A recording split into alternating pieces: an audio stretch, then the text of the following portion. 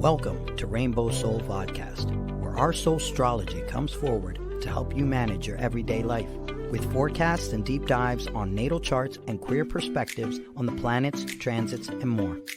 A group discussion about upcoming transits with tips on how to read these transits in your own chart. Hollis offers years of wisdom and natal chart knowledge with Bright Hawk's positive perspective and Lacrosse's inquiry. We offer the complete queer astrology experience. Welcome to RainbowSoul. Please help us by subscribing, sharing, and commenting and reviewing. You can also learn where else RainbowSoul is offered on our website at RainbowSoul.show.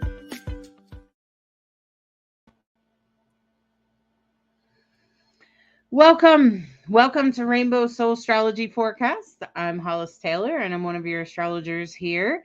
I do natal chart readings and death chart readings, and all sorts of readings. Death chart readings are not to predict your death. They are to help you understand death in your life, maybe for someone that you loved that has already passed. I look at the day they passed and try to help you make sense of it. Okay. And that's pretty much what my death chart reading is. And I'm also help do the forecast here today with... Hi there. I'm Bright Hawk. I'm a musician, a storyteller, artist, and author, and always delighted to be here. And I'm Lacrosse Ortiz. I felt an echo. Did you hear an echo? No.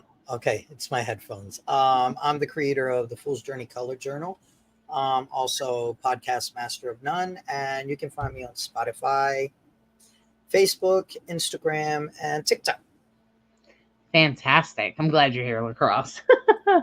Oh my goodness. So my friends, I want to invite everyone to take a minute, to take a breath, get present. I'm sure it's been quite a week with Uranus and Mars conjunct. A lot of surprises. So take a deep breath. Get grounded with your feet on the floor if you can.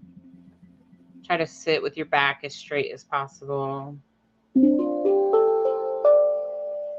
And take a deep breath.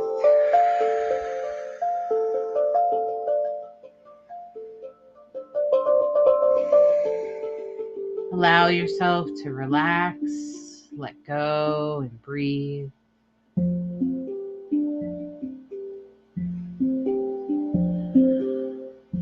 And allow yourself to float. Just float in the vastness of outer space.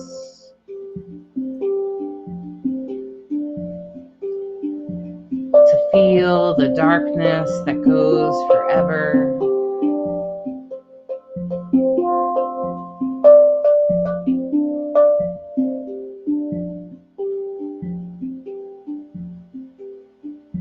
And as you're floating with zero gravity through outer space,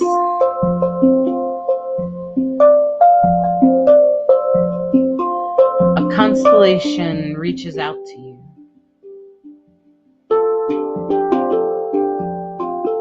The constellation is the constellation of Scorpio. And within it, it holds two planets.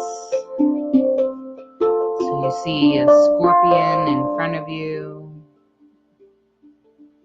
with one planet on its head and another bright red on its tail.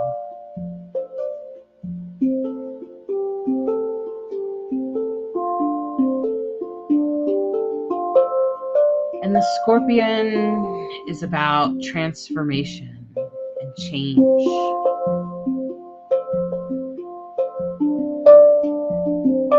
Big change. Life-changing experiences. Things that change you forever.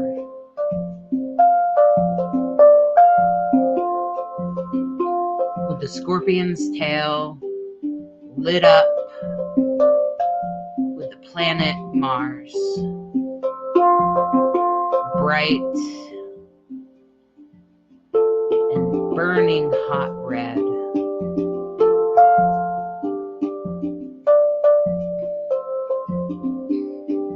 Ready to deliver whatever it pleases in the moment. The poison, the action,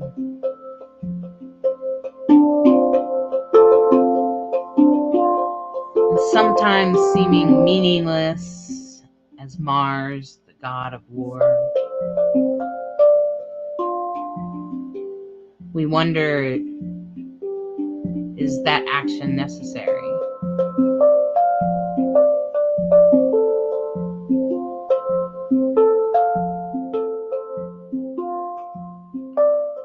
With that violent action, you can see that it is connected to the scorpion. And on the head of that scorpion is Pluto. And Pluto, well, sometimes Pluto understands.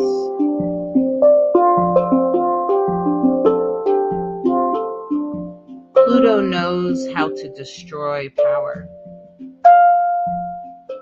how to take things down.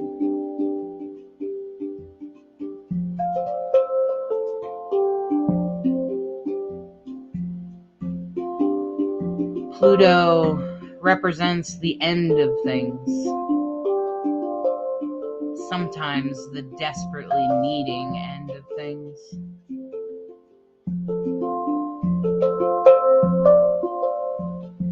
Maybe not the way we imagine it should be or could be,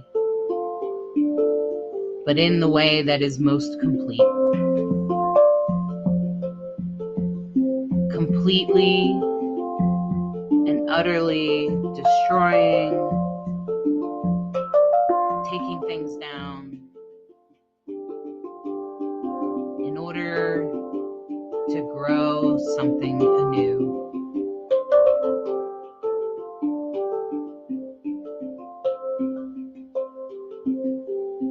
And maybe the action of the tail wasn't as meaningless as you thought.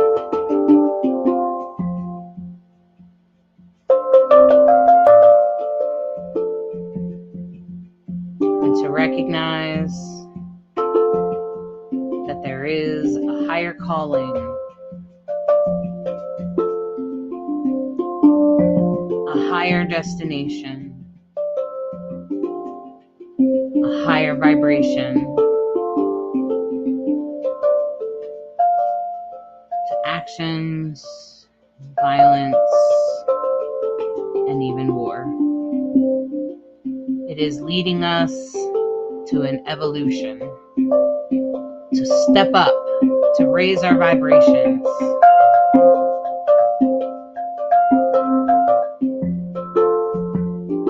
Will you accept the invitation to raise your vibration?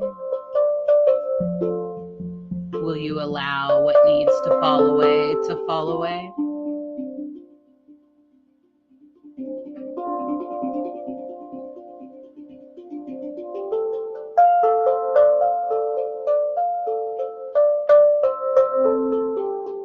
Finally, on the other side, we can see the light.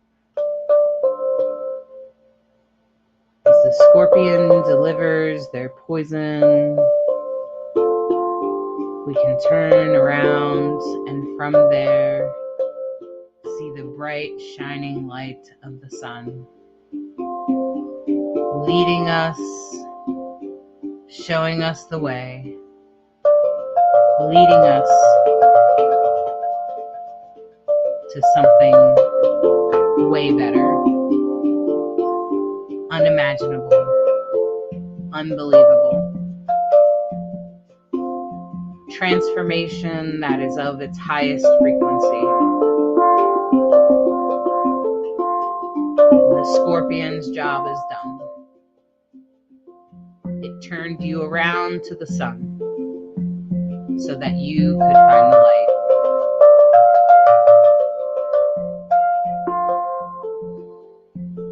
And as you float towards the light, towards the sun in the mass of the universe, away from the scorpion, you recognize that maybe you would have never turned towards the sun had the scorpion didn't sting you.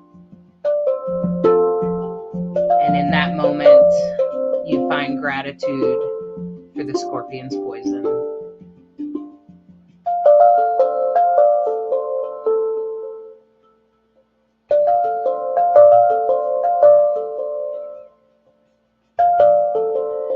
And as we get engulfed by the light of the sun, holding us, leading us, and warming us, and soothing us, bringing growth and pushing us to a new tomorrow, we can come back into our hearts, into the here and now, and come back into our bodies, into gratitude, with our feet on the floor, a smile on our face, recognizing we're headed towards the light.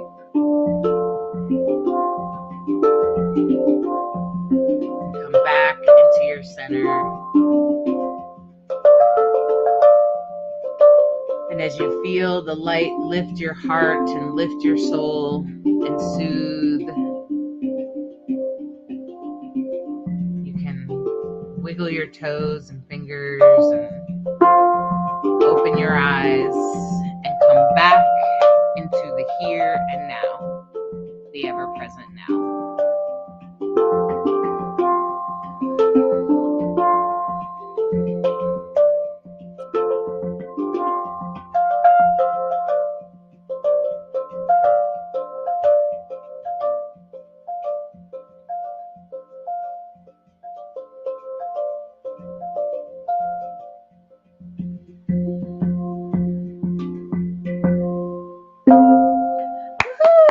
Well done, Doc.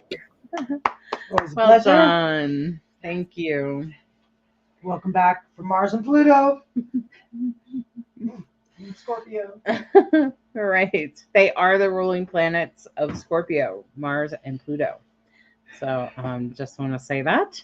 And we've already began, at this point, by the time you're listening to this, we've already began some of the Mars-Uranus conjunction that we kind of talked about last time a little bit, about bringing some surprises. And clearly there's been big surprises with an assassination attempt. Yeah, like that. Like that. And maybe there's been some personal surprises in your life. So Hopefully good ones. Let us know. Hopefully some good ones, but it might also have to do with actions or other people's actions. It might depend, I think, on your sign, what it felt like. I've pretty much witnessed that happen with my own actions this week. So it's been an interesting experience watching astrology for the win again. Because astrology just seemed to be able to say who and how people were going to react. And that's exactly what happened. So here, let's take a look at this week's forecast. All right, let me open this up. Hopefully that shows up correctly. This is for July 15th to the 21st. And good grief, we are in the middle of summer. Huh? We are like deep in the heat, right? Summer heat. We are deep in summer. The sun is in Cancer. It's it's a beautiful sort of thing, and at the same time can sometimes be a bit on the oppressive side. And I've noticed the Mars-Uranus conjunction has been incredibly intense this week. It surprised even me. I was like, wow, okay, it was a lot louder than I thought it would be. Uh, because Mars is actually in its fall in Taurus, because Taurus is usually ruled by Venus, right? So, And Venus is opposite Pluto on Monday. right. And so Venus is opposite Pluto. But I just was kind of like, whoa, okay. So that was more intense than I thought it would be. So I just want to bring that. I want to say that. Mars, Uranus definitely tells me about, okay, maybe possibly violent action. That's a surprise, since Mars can sometimes be about violent actions. Sometimes it's about just actions, like actions people take that may or may not affect you. Maybe you've witnessed somebody take action, or you've had to take action about something, or anything like that. Okay, so something that has to do with taking action. Venus would definitely signify money. So a lot of people could be experiencing a different way to bring money into their lives. They might be experiencing having to approach that with a different energy, because Pluto is separate from Venus. Also, Pluto Venus opposite like that right now could also create like this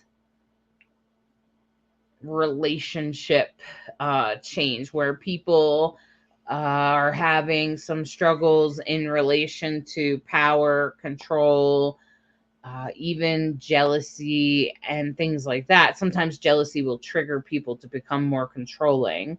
So if you're experiencing that, know that it has a lot to do. You want to take a look at where your Venus and Pluto are. They're opposite the sky. So Venus is in Leo and Pluto's down in Aquarius. So if you have things in there, there might be a little bit of a power dynamic that you're trying to work through. It is possible for you to come through it. It could be more explosive for some, just because Venus could be surprising, because Venus rules Taurus, and in Taurus we have Uranus and Mars conjunct. Now, the thing is that Uranus, even when it does things that we're like, ow, it's still usually trying to put us on the right path. It's trying to help us find our life path. And Pluto as well. Pluto and Uranus, I find, both have that energy. While they might, kick the game board over or destroy things, they are also meaning or pushing for us to get on our path, to do the right thing, to change the way we're approaching something.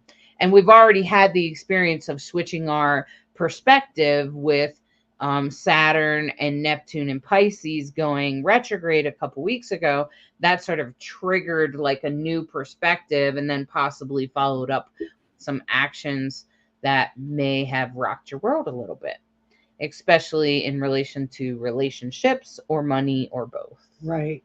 And so I want to talk about the moon for a second, because Mercury is right up there as well. And the moon is in Scorpio. So when the moon is in Scorpio, it's very psychic. When you think about Scorpio, and it's an air sign, it's a fixed water sign, which Scorpio and Aquarius for the longest time took me the longest time to get their element correct. But that's a different story for a different day. The moon in Scorpio is squaring Mercury. So squares tend to be challenging energy, and Mercury rules communication. So we have Mercury square plus Venus opposite Pluto plus Uranus conjunct Mars. Watch what you say. Because if you go off and say something, you just might say the kind of thing that will be irreversible. The glass is broken. You cannot put it back together. It's one of those kind of aspects where just be careful. I would be very careful to not get in a fight or say something to someone you love that you cannot take back. You can't undo. Sometimes things you have to do that. Is it true? Is it kind? Is it necessary? Those questions before you blurt something out. And because the moon is answering to both Pluto and Mars, right? Right. Because So it's, yeah. because the moon is in Scorpio, exactly. You have to answer to both Venus and Mercury, Venus and Pluto. And then Mars and Pluto. Yeah. Okay. Sorry, Mars and Pluto. In a I'm looking at the chart and I'm Yeah. it's Yeah. getting ahead of myself. Exactly what you just said, Mars and Pluto. And then, of course, it's squaring Mercury. So just a lot of energy there that concerns me. And of course, it's also in conjunct Jupiter, which is in conjuncts, quincunxes. This is that destined energy that we've talked about where it's fated and Jupiter can make things bigger. So emotions could be bigger. Now, when Scorpio moon, you see things. You see the root of things and know just the thing to say that's going to really trigger that person. That's the other reason why I'm like, whoo, be careful. Now, on the positive side with the moon, it's in a grand trine with Saturn and the sun. And grand trines are always beautiful things. And the moon, Saturn, and sun, those are very powerful elements in the sky. That will be Monday night, right? Uh-huh. Okay. And so grand trines, a grand trine in water, because Saturn is in Pisces, of course, and the sun is in the end of it's in its last week in Cancer. So water, again, what do we know? Emotions. Water and emotions. So you Looks like Neptune would get involved there because it's at the late degree there. Yeah. So as very close. Moon moves to the end of the degree of Scorpio, it would be in a trine to Neptune, right? And then it would also I think be that happens more tomorrow. Oh, okay. I see. Okay. Grand trine tomorrow with Venus and Neptune. Oh, okay. There it is. There's that big grand trine. Okay. So it comes into play more on Tuesday. Okay. Right. So you have a grand trine Monday into Tuesday, and then the players slightly change, but the moon is still involved. Okay. Yeah, with that moon still answering to Pluto and Venus. I mean, Pluto and Mars, who are having, both of those are like, Pluto's having a conversation with Venus. So that's relationships and money. And Mars is kind of in a conversation with surprises and changes and get you on your life path. Tuesday should be easier because of the grand trine, while Monday, could be challenging, but maybe it's resolved by Tuesday. Right. Yeah. Maybe the resolution would come in easier on Tuesday. Because at that point, Mars is now fully in full opposition to Mars and Uranus. And it's in a T-square.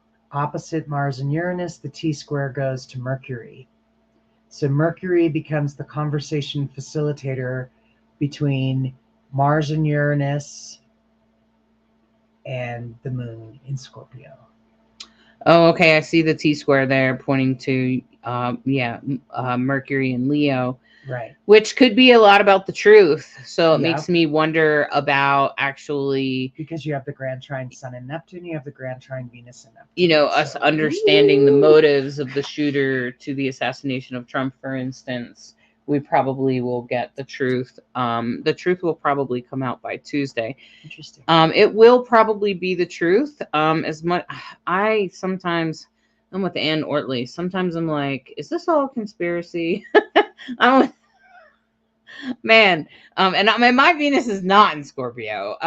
She has a Venus in Scorpio, which can sometimes make you sort of a conspiracy theorist. But I don't have that. But I often am like, but I do see that there's some truth begging to be expressed. because there can be assumptions made as to why that man would try to assassinate Trump, which could create some big ripples in the United States, separating groups of people that have already been separated, obviously Republicans and Democrats, conservatives and liberals, right? And separating them more could create a problem. So I appreciate right now, I'm just going to say, maybe some people recognize it, maybe some people don't. Maybe most of this crowd, you can at least appreciate Biden's attempt to try to keep that from happening. So I appreciate that anyway, because I can see it. I could see it forming as a result of what happened. Now, in your personal life, because remember, it's always like a big macro thing, what's happening out here, but then it could also be happening here in your personal life. And that could very much be about the truth coming out, people speaking the truth outward, people bringing through what they really think or feel. But it's Mercury's in Leo, so most of what you hear that day will probably be the truth, but it could be shocking, surprising, and maybe even trigger some feelings of like, what the hell? Okay. But it's probably the truth. It's probably the truth because Mercury's in Leo. So just saying. Yeah. And as we go on further into the week on this is Wednesday, we can see also the other thing that I start noticing now as Venus starts to move away from the opposition to Pluto. The sun is starting to move in, but it's not quite yet, not until later in the week. But I see that there's a lot of trines, like actually Tuesday and Wednesday look like pretty good days, right? Yeah, all of a sudden we go from a lot to a lot more trines. We still have those oppositions, but there's a lot more trines going on, and that actually ends up creating a kite that points at the moon with Venus, Jupiter, and the North Node. So that tells me you're moving in the direction of your destiny. Mm-hmm. And the moon is in Sagittarius. So there's a void moon right before it goes into Sagittarius at 1 a.m., 1:10 a.m. if you're in Mountain Time. It only goes on for 15 minutes, so hopefully you're resting and asleep. But that's the break time. That's when the moon is quieter, and it's a good time to take a break, take care of yourself, take a breather. Mm-hmm. And yeah, so a lot of really positive aspects. You see the chart goes to a lot more blue and a lot less red, at a very quick So we'll get a little break in the middle of the week from the intensity of Pluto opposite Venus and that Uranus Mars conjunction. I still think there could be some hard time talking about things, and that's an ongoing issue, and some surprising things could come up with that Mars Uranus conjunct square Mercury in Leo. It could be more about the truth being hard to swallow or something like that. But otherwise, everything else is pretty easy. And even into Thursday, we still have that square between Uranus and Mars and Mercury. And I feel like that's going to create something about the truth, that there's some surprises about the truth and maybe some actions about the truth that could be surprising, possibly violent, possibly sort of aggressive or assertive. Not just in the big world, yes, but also like in the world at large, but also in relation to us personally. Okay. In the meantime, as we head into Thursday, Friday, Saturday, the sun starts to come in opposition to Pluto, which is sort of like our meditation where, okay, so we've had this sting of Mars, right? Mars Uranus conjunction, a person running for president somebody tried to assassinate him. Okay, so that was a violent action, surprising violent action. And then It's in a trine to Pluto, so you can see who people really are. Now the real Biden is stepping forward, with his integrity, which I appreciate. And then we have Pluto opposite the sun, right? Okay. And that's the Pluto opposite the sun. Is Pluto's like, well, I have to destroy things if you want to go in that direction. This all has to fall away if you want to go there. And I think that's something that we sometimes fail to understand. This also happens a lot with death. And Pluto in death charts is usually involved somewhere. And it usually brings the message of, what was I supposed to learn from this? Because the interesting thing about death is when someone dies in your life, of course, the person that died, right? Like they've, of course, experienced a major transition, right? No one would argue that. But the person that's left behind is also experiencing a really intense transition that, yeah, it's not just about grief and letting that person go, but oftentimes other things start to come into play. Oftentimes it's things like spirituality. They might discover they have a strong connection to the other side. They might become curious about spirituality or curious about the other side.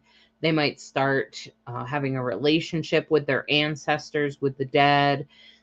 And there's all sorts of things, or it could just make you realize your own mortality and be like, gosh, I better make the best of my life because I realized that so-and-so died and they didn't get to experience these things they really wanted to, right? So typically when someone dies in our life, it catalysts us into a better version of ourselves.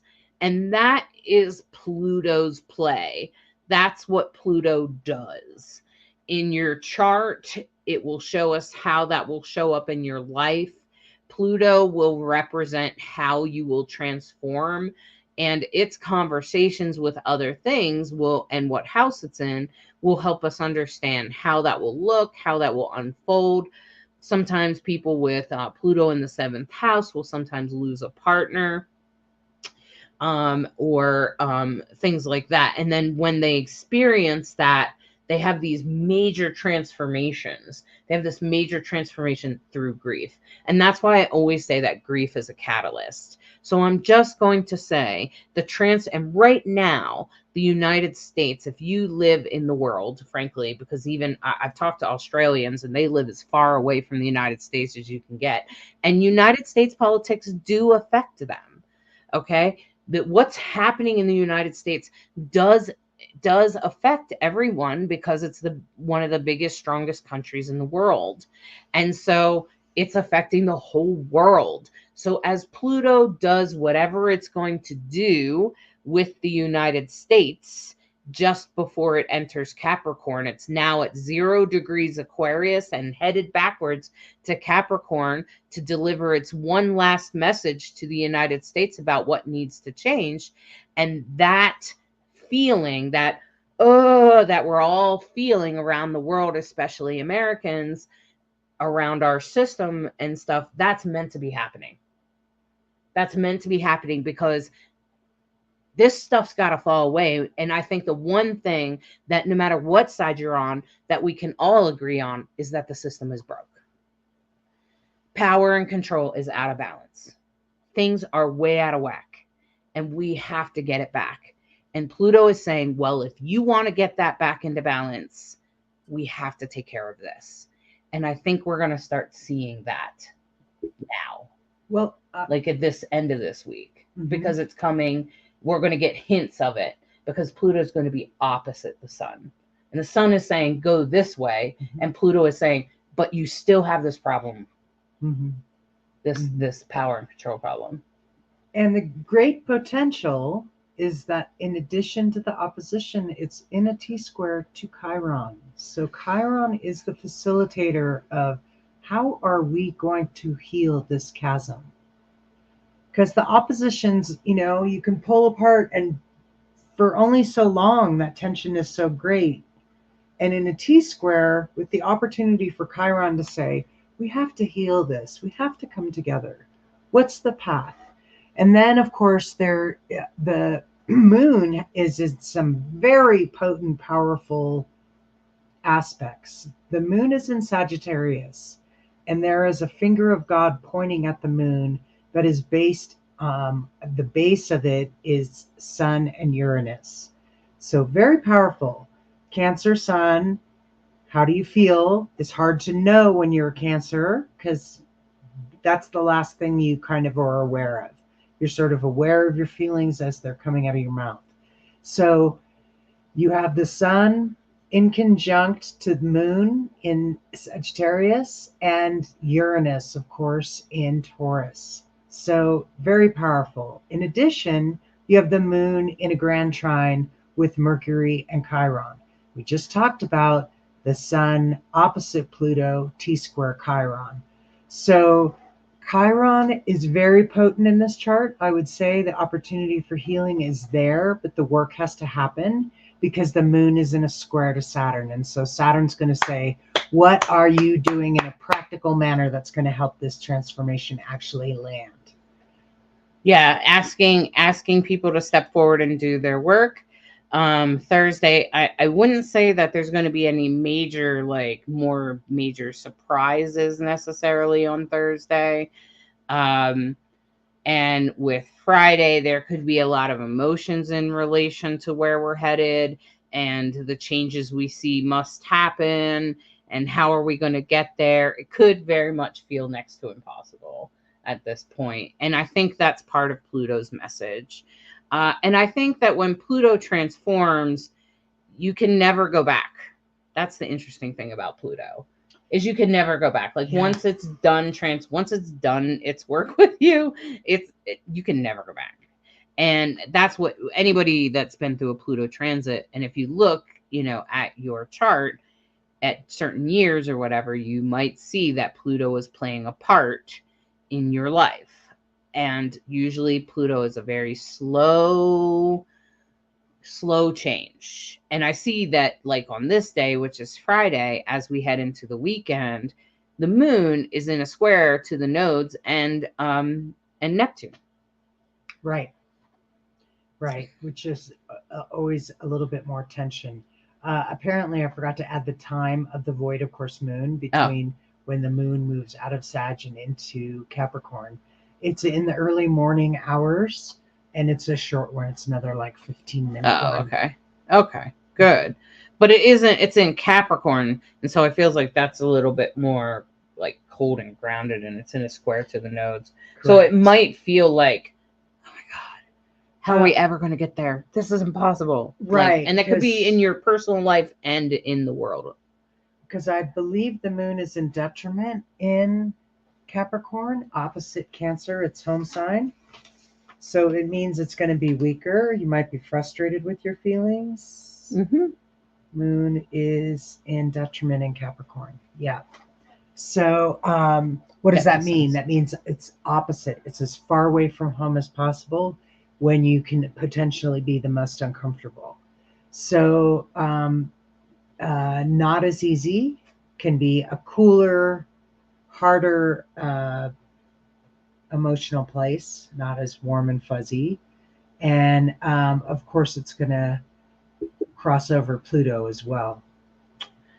Yeah, and I can see that coming for the weekend as Pluto, as we approach the full moon on what's at Sunday. Yeah. So with Pluto across from the sun, and really this is a major Pluto transit with the sun across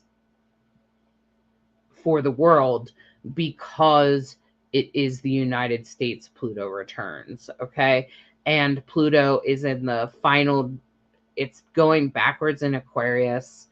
And sometimes when it changes signs, you can feel it, see it in our world. And so it's coming to the end to the beginning of Aquarius, technically, to revisit Capricorn. And we're going to have a little bit of intensity around that between now and the election, because that's where it's headed. It's headed backwards to Capricorn. It will go direct and go back over its path during the election.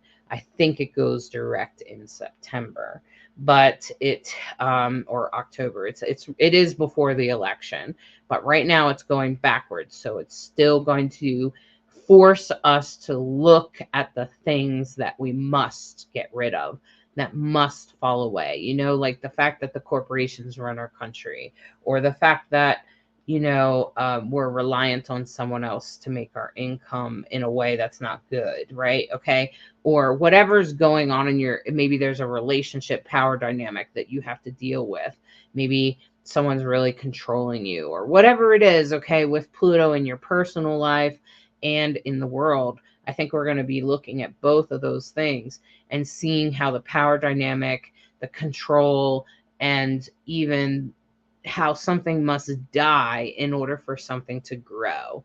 Try to think of it like that. Try to think of it like, that these weeds have to be taken down so the wildflowers can grow. Okay. And that's pretty much what Pluto's up to right now. And I think it's pretty intense now in an opposition to the sun. Yeah, I think that's a good analogy. I like that. Makes sense. Yeah, and the moon is creating those those minor trines pointing at Neptune. I hope that can help people see the fake news in the world that's coming through, that we're trying to, slow down from happening from other countries like Russia and stuff, creating fake news in our country. Those kinds of things that kind of might, because see, the moon in Capricorn rules our system. See, so so I think when the moon's in Capricorn, I think we see things in our system that happen, Right. changes, emotional things where we're like, oh my God, is that happening? So, and on Sunday, it's a full moon, which means that the sun and the moon are directly across the sky from each other, and it's involving Pluto. So I think the next few full moons are probably going to slowly intensify. Right now, it's in Aquarius right now, and I think as in Aquarius, I should just say, as I try to always inform based on the signs what the moon is doing. So when we think of Aquarius, Aquarius is a we sign. It's the great humanitarians, environmentalists, ecologists, people who have a sense about fairness for the greatest good of all. So when the moon is in Aquarius, Aquarius is an air sign. We call it the water bearer. So that's not confusing at all. But it's in terms of flow. And Aquarians are great thinkers, and because air signs tend to be great thinkers. But there's this flowing element to it, which is why it's got this flowy, almost water-like sign, even though it's an air sign. So square the nodes means there's some tension that way. It means that the moon is in a T-square, essentially, to the nodes. And of course, we know that the north node, it points towards our destiny, and the south node points to our past lives and our karma sometimes. So in this chart, this day could be a wee bit on the challenging side because of those squares. But at the same time, you have this grand trine with the south node, the moon. Well, it's not quite a completed. That's why I look at it multiple times, and I didn't put it in because by Sunday the moon will be out of a square with the nodes as well. But the moon, it is in a trine. Look at that. Mars moved into Gemini. So Mars moved into Gemini. And so when Mars moved into Gemini, it's in a trine to Pluto. So that makes me feel a little bit less surprises and a little bit more of moving forward and making progress. It's also in a sextile to the sun in Cancer. And Cancer is generally a pretty calm, it's got a hard shell, but it's fairly a pretty calm water sign. It's cardinal, so it tends to be okay with change and be willing to move forward. So I feel like it's a feeling of wanting to move forward, even though the crap that has happened in the last couple of weeks. So I feel like this is the full recovery of that. And I feel like it's in a trine. Now the moon is in a trine to the south node and in a sextile. Yeah. That's what usually happens there, is it's in a trine to one and a sextile to the other.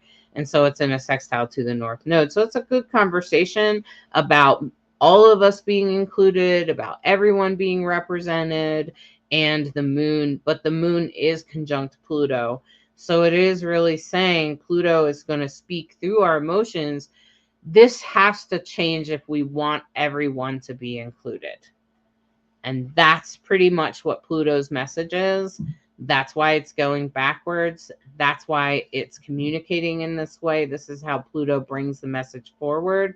But I do feel like we'll be receiving at least part of that message of what has to fall away. Right. What are we ready to let go of? Sure. And I think that regardless of what side you're on, most people could agree that there are some things that are definitely a problem.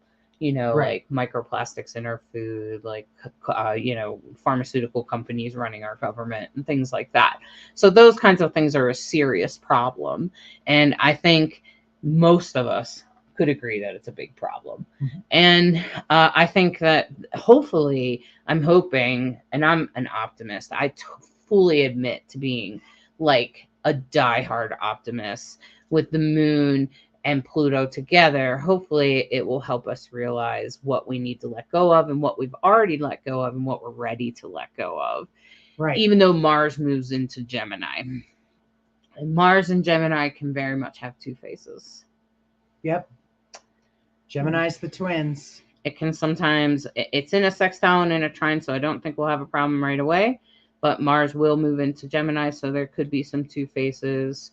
There could be some lies or two-faced actions coming forth, and it's in a square to Mercury.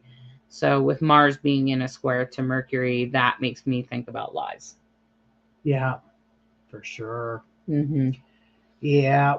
So it's just, if the lies are going to come, they're going to There it probably come Saturday, Sunday, maybe Okay. Friday, but probably Yeah. Saturday, Sunday. That's when we're going to be steeped in lies. yeah. Yeah. Yeah. Try to be mindful of where you put yourself on this full moon. Yeah, I would just be mindful. It's definitely a tricky week in that we have some intensity with Pluto delivering its destructive messages. Remember in the meditation, what I'm saying is that, all of us can agree that corporations need to get out of our government. All of us can agree that there has to be a different way to do this, or whatever it is in your personal life that needs to change. It seems obvious, whatever it is, I'm sure, but how do we get there? And that's kind of where we're at. Pluto is saying, well, we just have to get rid of it. You just have to throw it out. You just have to poison it, throw it out, and destroy it. Let it go. Let it go and move on. Yeah. And that's the Scorpio way. And so if you're a Scorpio and you're wondering, wait a minute, are you saying yeah, I'm saying that when Scorpio recognizes it's something that's no longer serving them, they're likely to just throw it away. Scorpio suns, Scorpio rising, it's just part of your sign. It's okay, there's nothing wrong with it. It's part of what catalysts Scorpios ahead pretty quickly. Sometimes people can feel like they're being disposable of things. Especially Taurus usually feel that way about Scorpios. They're like, you're just throwing things away. And this is where, conservative and liberals and things like that. This is why astrology is so powerful, because you can so clearly see we are not all the same. We are not all the same. There are 12 signs in the zodiac. The planets influence us in a variety of ways, all of us, all the time, which is why we talk about the moon every single time. And it just goes to show you we're all influenced, but everybody's expression is valid. Your interpretation of what's right for you is valid. And only you know what's right for you. But I sure do hope that you're paying attention to the stars. And thank you for watching Rainbow Soul, because that's what we're trying to help you do. Yeah, is have a good week. Like take a look at your chart. Look at where where does Aquarius and Capricorn meet? You want to look at that line. What house is it in? That's where it'll be affecting you. And where does Cancer and Leo meet? That's where that'll be affecting you. And you may just want to, take a look at Scorpio to all the way through to like Aquarius, where the moon is, just to kind of see where the moon's going to move over this week. And that's really how you can know what's going to affect you this week. What do you think of all this, Lacrosse? I'm like, whoa. Well, I mean, we're right coming into the end of the woodpecker. And I find it really interesting because you're talking talking about be careful what you say, be careful how it's going to come out. And I was really thinking about the beak and how powerful their beaks are and how it's so powerful. It literally drills a hole. That's how intense, but you can decide what you're going to do with that beak. And you can either use it to dig that hole to get some food, get some nourishment, get information, get truth. Because that's, I think, the big thing is they don't have such a thick head. It's to protect their head. So the whole point is, while you're getting all this information, be sure that you're protecting your mind and you're really able to decipher what is truth, what is not true, what is fake, and be careful when you're digging. Be careful when you're picking out there, because you could do some damage with that. And that's the only thing that I just kept thinking, how powerful is that, our speech and, and what we're intaking, not just what we're putting out, but what we're bringing in, and how important it is that, everybody's like, oh, well, it was on Facebook, it has to be true. No, that doesn't. No, stop it. It's called critical thinking here. Let's do some critical thinking. And I think this is a time where critical thinking is a must. Like you have to be able, because there's so much information and so much facts along with truth. So you got to be able to discern it. And this is definitely a time to use that woodpecker, where you just be careful. Be careful what you bring out. Be careful what you consume in, Yeah, discernment. Yeah, for real. I'm sure the woodpecker is very discerning in what tree they choose to peck out. Oh, yeah. And when you think of their crown, like it's all about, like I think of them, it's like it's all about their mind. It's all about their thoughts. They don't just go peck anywhere. They don't just do things to do it. Like there's always thought behind it, and intention. I literally watched them because we have a number of them. And whether it's my house or a tree, they will suss it out. They won't just start hammering away. They'll be like, oh, okay. Oh, that's the spot. Okay, now go there. And they do destroy to make things better, because from what I understand, woodpeckers eat the bugs underneath the wood, right? Potentially killing the tree. It's funny. They love dead trees. That's their actual favorite, are dead trees.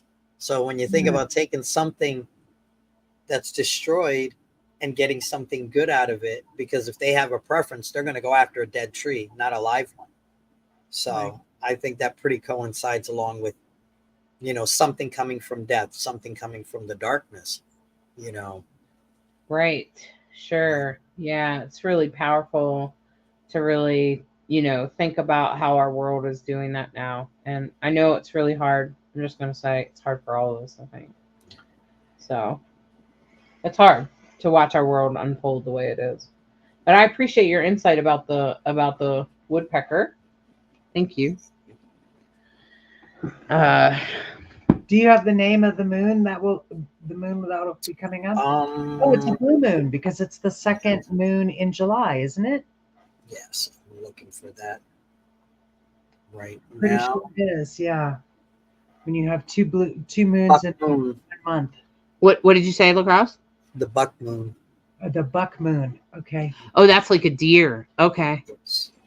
Because the bucks are at their prime right now. I think that's why you can't shoot them right. Well, you don't want to get worms like now if your hunting season is off right now. And so, but the buck is sort of at his prime and is making all his babies right now. And it's also called the thunder moon. So like there's multiple different like versions of it, but it's also called the thunder moon. And I find that interesting because thunder is like, you know. That makes me think about up here in the daily. Rocky Mountains, you know, it's thunder and lightning and rain in the afternoon. And that, you know, I know it's scary to think about fire up here, but naturally, and the indigenous people have tried to teach us this, that fire is natural. It destroys in order to make something better. And you can visibly see here sometimes in the Rocky Mountains, if you haven't been here, where things have burnt. And if you take a walk in those areas, you'll start seeing like flowers coming up in the spring and things start to grow in the burn scar. And you're like, wow, okay, so it really is, that fire really is destroying to make a new forest. And when you live out here, you really see it like sort of live and in color. And I know I've witnessed fires, I feel torn about them, you know. Not only do I live in an area that could happen, but I've driven through some areas like in California and Oregon where the fire is like burning the forest. And I'm like, oh, the trees. We talked to a ranger. I could feel like my empathy to the ranger of feeling his pain of the loss of the trees. But I think that that's a natural grieving process that we have to experience, the loss of things. But then what comes after that? And, well, that's where I try to harvest the trees that have fallen, the dead trees in the forest, and it's cutting season again. So I'm doing that. And when I find pieces that are also good for art, that's how my art gets created, is recycling and reusing what the forest gives us to, you know, make beautiful art, like a crystal grid. Yeah, these are totally awesome. When Bright Hawk has an Etsy store, and you can order them. You can also catch us when we're doing a live booth at Pride and things in Denver and Colorado. And you can just message Bright Hawk and I'll help you get that crystal grid if that's what you want. Absolutely. But she usually sells it with a package of crystals. And the idea is that it's kind of like a mobile altar. So if you're a type of person that's like, I really want to go out in the woods and meditate, this is a great thing for that. This is a great thing if you're the type of person that wants to have a little altar when they're camping or something like that.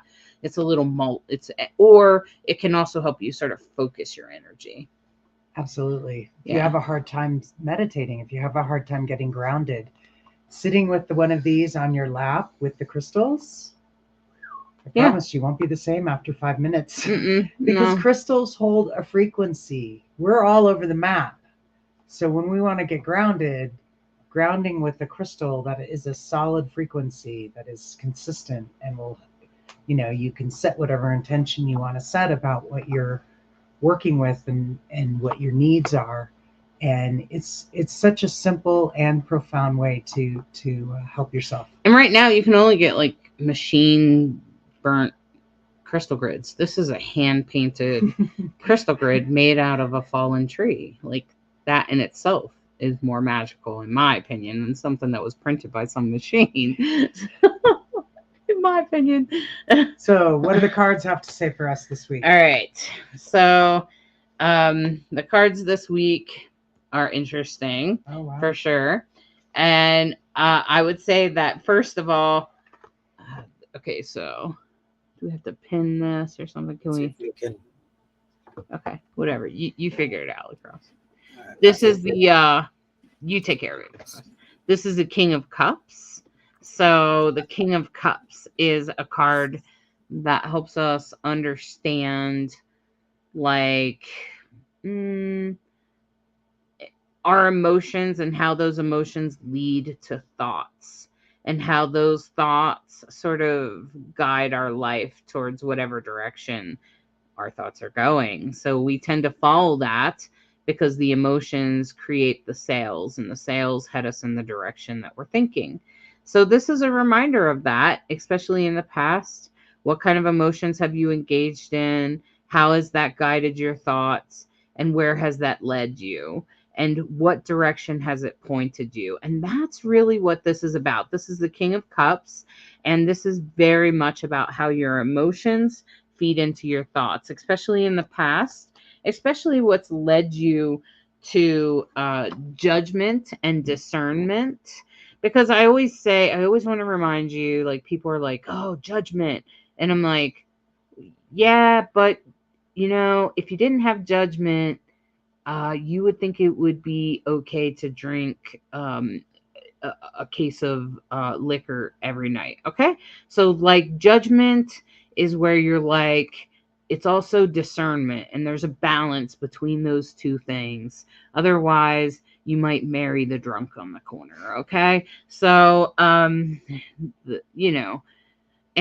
I'm not saying that the guy on the corner that's a drunk is not worth marrying. I'm sure he is when he's sober. That's what I'm saying.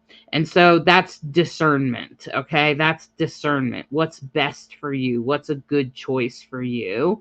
And that's what judgment is, okay? And judgment is about choosing what's best for you and what will raise you up. And you can see that's kind of what's happening here. The angels are singing, and the three people down here tend to be lifting up the young one who is trying to also lift up themselves in the middle there. And that's about listening to our angels and following discernment, okay? So that's also about this. Interestingly, going forward, is the Five of Pentacles, which in this deck indicates leaving something that no longer serves you. A very Scorpio action. A very Mars-Pluto action. A very much this is going to hurt, but I have to walk away from this because it no longer serves me. And that's Five of Pentacles. Okay, this is about all the arguing and drama. You have to turn away and move away from it. Just like in the meditation, how we moved away from the Scorpio. Okay, the Scorpion. And that is Five of Pentacles. It's about letting go of what no longer serves you so that you can go forward. And sometimes that's just what it takes. And maybe that's where you're at now. So thinking about this is your past, which is how your emotions and your thoughts are tied together and how it has led you to be exactly where you are now, and how that has served you, and what reflection that has on you being the King of Cups. It also could be a little bit about, reputation and things like that, because it's the king. And so it's really about emotions and thoughts together, and how that in the past has led to your discernment now, and how you might be making choices or changes that are discerning, and how you've had to make good judgment and try to make good judgment to change things. And that's really what this card is about. This is about what you're doing in the here and now. So I think most of us are probably being pretty discerning now. And then going forward, you want to pay attention to the Five of Pentacles, which is maybe there's something else you have to shed. Maybe there's some stuff, just like in the astrology, maybe there's some things that you have to sort of shed or let go of in order to move forward. And that's really what this is about. We've all had to do it. We've all had to walk away from that relationship or that friendship or that situation or that job or whatever it is that you've had to walk away from to get into a better situation. Okay. Wow. I hope that helped. That's powerful reading. It's always amazing how the cards reflect the astrology in some way, shape, or form. Yeah, I swear I don't do that on purpose. Like, I just shuffle the cards while I'm listening to you across. I just shuffle and listen. That was quite the reading. And just whatever comes out is what comes out. And, Just makes me want to say blessings to everyone. Blessings and blessings, as I like to say. And, we wish you all a great week. I hope you guys let us know how it's going for you. Yeah. Walk through your week knowing that there's a light at the end of the tunnel, That there's a reason this crap happens. Yeah, that life has changed. We're all in this together, transforming, and hopefully it is transformation all for the best, all for the greatest good of all. Yeah. That's all we can hope for, right? Yeah. Yeah. And use discernment. For sure. Use discernment. Yeah, it's very helpful. And there is a balance between discernment and judgment for sure. Yeah. So, all right. Well, thanks for watching Rainbow Soulstrology, where we try to be a bridge between you and the stars. Bye. Thank you for listening to this week's Soulstrology and subscribing, liking, sharing, and reviewing. We hope you enjoy this dose of Soulstrology and encourage you to embrace the week ahead with an open mind and heart so that you may integrate the deepest of lessons from the stars. Take a moment to step outside and honor the planets, stars, and moon in the sky with your heart. Integrate the messages that resonate and leave the rest for someone else. We deeply appreciate each and every one of you. Always remember that you are a perfectly unique human with an exclusive star map of your destiny, your soul purpose, and your heart's desire. Thank you again for tuning in to Rainbow Soul.